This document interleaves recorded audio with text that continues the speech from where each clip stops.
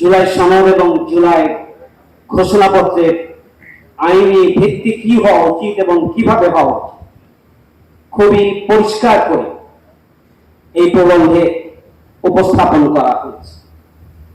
এই প্রবন্ধে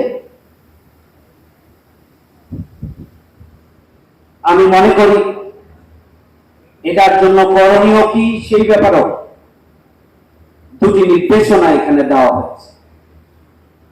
আমি সূচনায় অনুরোধ রাখতে চাই যে বর্তমান সরকার যদি তাদের ইন্টেলেকচুয়ালিটি দিয়ে গবেষণা দিয়ে জুলাই ঘোষণাপত্র এবং জুলাই সনদকে আইনি ভিত্তি খুঁজে আপনারা না পান, তাহলে আমাদের আজকের এই পেপারটি আপনাদের জন্য যথেষ্ট। এটি আপনারা সংগ্রহ করুন, এটি নিয়ে স্টাডি সার্কেল করুন এবং জুলাই ঘোষণাপত্র এবং জুলাই সনদের আইনি ভিত্তি দেওয়ার কার্যকর পদক্ষেপ গ্রহণ করুন। জুলাই ঘোষণাপত্র কেন অসম্পূর্ণ এই বিষয়টি এই প্রবন্ধে আসা দরকার ছিল, এটার পর্যালোচনাটা আসা প্রয়োজন ছিল। দুই হচ্ছে জুলাই গণঅভ্যুত্থানকে আরো কার্যকর ভাবে তুলে ধরার প্রয়োজন ছিল, আরো গভীরভাবে জুলাই গণঅভ্যুত্থানকে তুলে ধরার প্রয়োজন ছিল।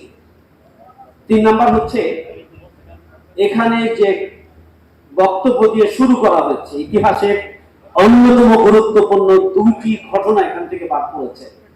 সেটি হচ্ছে শাপলার গণহত্যা এবং বিচারিক হত্যাকাণ্ডের মাধ্যমে জামাতের শীর্ষ নেতৃবৃন্দকে হত্যা করা হয়েছে। এই দুটি গুরুত্বপূর্ণ মৌলিক ইতিহাসের সংযোজন এখানে প্রয়োজন ছিল।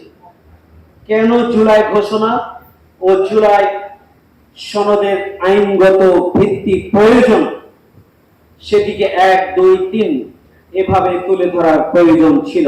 ভিত্তি যদি এখনই করা না হয়, অন্তর্বর্তীকালীন সরকারের প্রস্তাবনা অনুযায়ী এটি যদি নির্বাচিত সরকারের হাতে ছেড়ে দেওয়া হয়, তাহলে এদেশের জনগণ দেশ এবং দেশের স্বার্থের বিরুদ্ধে কি কি চ্যালেঞ্জ রয়েছে, কি কি ক্ষতিকর দিক রয়েছে, সেগুলোকে এখানে খুব যৌক্তিকভাবে তুলে ধরলে আমি মনে করি যে এই সেমিনারের প্রবন্ধটি পরিপূর্ণ হতো।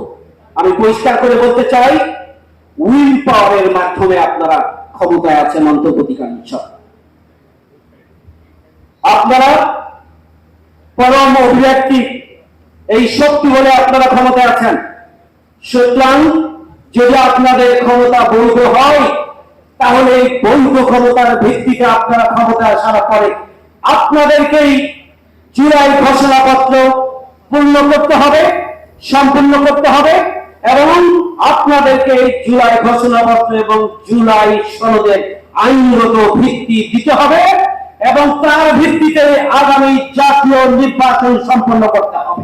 আমরা চাই রেফারেন্ডামের মাধ্যমে হোক, গণভোটের মাধ্যমে হোক অথবা প্রেসিডেন্সিয়াল প্রক্লেমেশনের মাধ্যমে হোক, প্রেসিডেন্টের অধ্যাদেশের মাধ্যমে হোক, অবশ্যই এটার আইনগত ভিত্তি দিতে হবে, এটিকে বাস্তবায়ন করতে হবে এবং তার ভিত্তিতে নির্বাচন দিতে হবে। যারা চক্রান্ত এবং ষড়যন্ত্র করে তারা আগামী দিনের নির্বাচিত সরকারের হাতে এটিকে নিতে চায়, তাদের আমরা পরিষ্কার করে বলতে চাই, এদেশের জনগণ 24 জুলাইয়ের আগের জনগণ আর 24 জুলাইয়ের পরবর্তী জনগণ এক নয়। প্রয়োজন হলে আরো জুলাই গণঅভ্যুত্থান সংগঠিত হবে এবং সকল চক্রান্ত ষড়যন্ত্রকে ভেদ করে দিয়ে নতুন বাংলাদেশ নির্মাণে জুলাই ঘোষণা এবং জুলাই সনদের আইনগত ভিত্তি নিশ্চিত করা হবে ইনশাআল্লাহ। আসুন ঐক্যবদ্ধভাবে আমরা সেদিকে এগিয়ে যাই।